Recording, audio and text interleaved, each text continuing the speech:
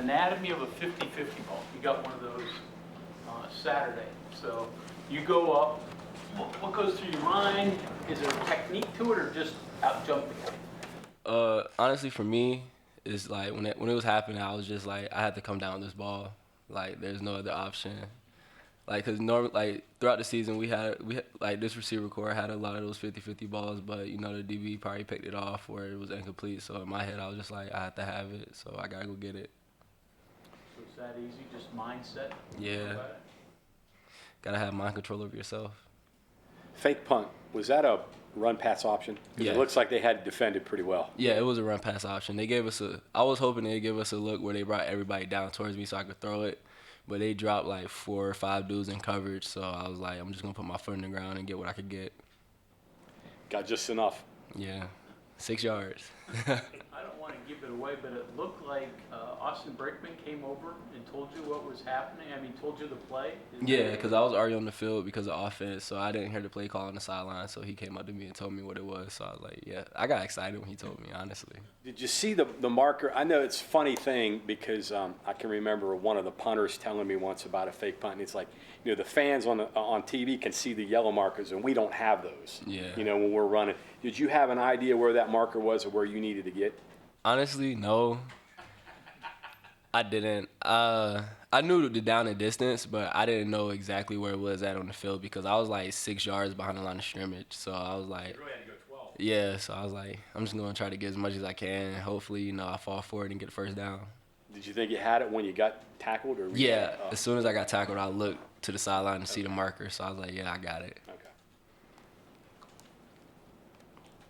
So do you have to be an actor when you get the call and you're excited, but you don't want to start jumping up and down? Yeah, you don't want to tip off the play. You don't want to tip off the fake punt. How do you do that? Honestly, I just lined up because normally, like on our punt scheme, like we do twins to one side. So I just lined up like it was normal, and just try to play it cool. Even though I knew what was happening, I just try to play it cool. 3 years ago, you had that game with 48 catches and 2 to 33 yards. How do you handle the idea that you haven't had a 100-yard game since then, and that you know that that's in there? I mean, has it been frustrating at all not to get that? Or? Honestly, no. I mean, it's only one football, you know, and, you know, it takes a lot for, you know, the receiver to get the ball. The line got to block. The quarterback got to, you know, throw a good ball or whatever. So, you know, it's a lot going to it. I mean, I had pretty good games this year, and I'm really not focused on, you know, just having 100-yard games, you know, without winning. So Gives you something to shoot for this week. Yeah, it is. You gonna walk on senior day? I thought about it. Honestly, I don't know. I'm gonna talk to my mom and, you know, Coach Brown and see what's the best option. So you haven't even decided about coming back because you do have another year, right? Yeah, I have another year. I mean, that's, you know, up in the air, but, you know, I still got to discuss that with my mom and, you know, Coach Brown and see, you know, what's the best option. Neil said he thinks you've developed into kind of a football player now instead of just a receiver, right? You mentioned what you do on special teams, blocking downfield. You know, from your first year or the first year you really played, do you feel like you developed into a football player instead of just a wide receiver? Yes, because, you know, coming in here, I thought, you know, I was just going to come in here and catch balls and be, you know, a wide receiver. But, you know, there's more to the game than just, you know, playing receiver. You know, I had to learn that. Coach Brown helped me, you know, learning that special teams plays a huge role, you know, in my future. So, you know, I took that serious and started working on it. Is that something you can pass on to the younger guys? Yeah. When they come in, I tell them, you know, special teams important. So, you know, take all the drill work serious, all the reps you get in practice serious, because you never know when it's going to pay off or you never know when you're going to need it. Anything change for you in terms of practicing in a week and preparing in a week without really the certainty of a starting quarterback currently? Nah, I just go out there and, you know, do my job. You know, I had to go out there and catch balls from whoever's throwing it, honestly. So I just go out there and just do what the coaches tell me to do, play receiver, special teams or whatever, and just get the job done. You watch the cut-ups. Did you watch any of Garrett's runs? Was there one you were like, whoa? Yeah, we were going towards the hospital, and he made a cut, and he split 2 defenders, and I I told Bryce after the play, I was like, bro, I thought he was about to get killed. And I was like, nah, that was special. Also ran over a couple guys on third down. Tough runner. He's hard to bring down. He's a tough runner. Does he throw a different type of ball than JT? Do you have to adjust to, or football? Football. And what makes it, I mean, they're both right-handed quarterbacks, honestly, so the spin is always the same. So it was pretty much, just catching the same pass I always do. So Nico's is different because he's left-handed? Yeah, it spins backwards from a left-handed quarterback. Catch the laces the other way, right? Yeah. Counterclockwise. Is it different for you? Obviously, when Garrett goes in, you know he's going to run around a little bit, and he did extend, a couple plays. Is it different for you just running your route, knowing that he, you might look back and he's not in the pocket and you have to adjust or whatever? Nah, we work on that scramble drill.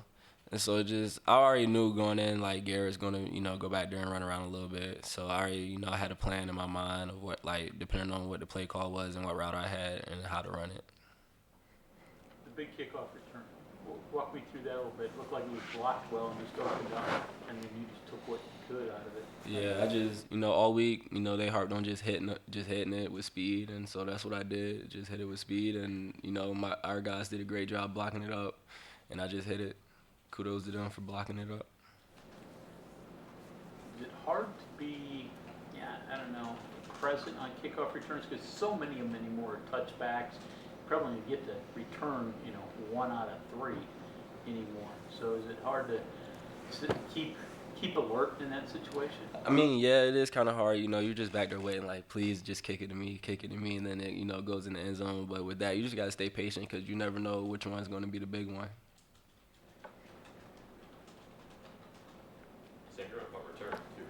Yes.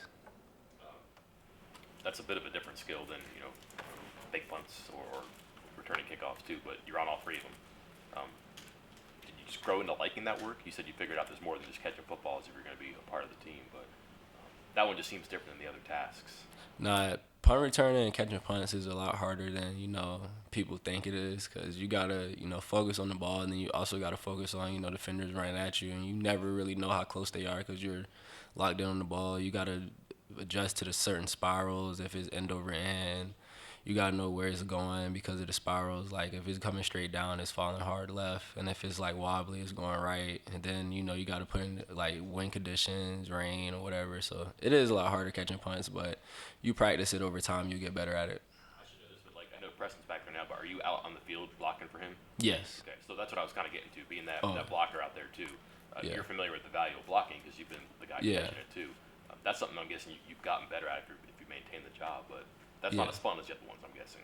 Nah, it is pretty fun because you honestly is manhandling another man, at the line of scrimmage. So I take pride in that. It's pretty fun, being on the the punt return unit and blocking. Able to hit people. Yeah, just like playing receiver, and you could go block somebody and just hit them without any consequences. That's fun too.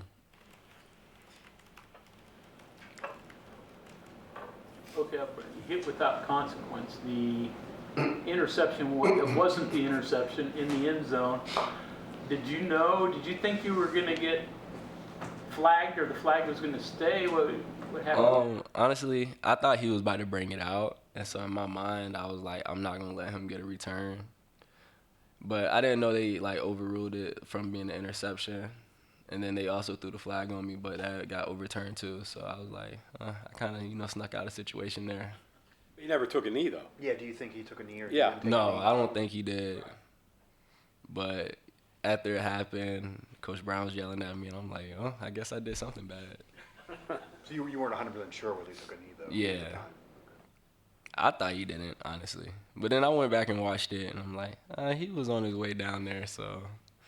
Pretty close. Yeah. Probably think twice about it. Yeah, probably just let him take the knee, see what happens. You probably answered this before, but what does the Big 12 champions for life mean to you? It means a lot, just being, chosen, to represent this school, this university, greater than football. And I was able to go down to Dallas, and talk about, life lessons and stuff like that. So it was an amazing experience. It was amazing for me, be able to do that. I got one more here, and I'll ask you because you're one of the older veteran guys on the team and you've played in a lot of games. I don't know if you're aware of this, but every team in this league is still bowl eligible with 2 weeks to go. You guys run the table, Iowa State runs the table, Oklahoma wins, Texas Tech wins. You got 10 teams with 6 wins. What's that say about this league, and how does this league this year compare to maybe some of the other seasons that you played in this league? This year is very competitive. Like on any given Saturday, any team in the Big 12 could win. Anybody could beat anybody. And in the past, you always had a couple dominant teams that were at the top. But now this year, everybody could beat anybody. Honestly, just the competitive nature of the Big 12. We're flipping around a couple of beatable teams where you knew I'm gonna get a win here, and that's not necessarily the case now. Yeah, it's not. You gotta always go in every Saturday and give your best and perform at the highest level you can.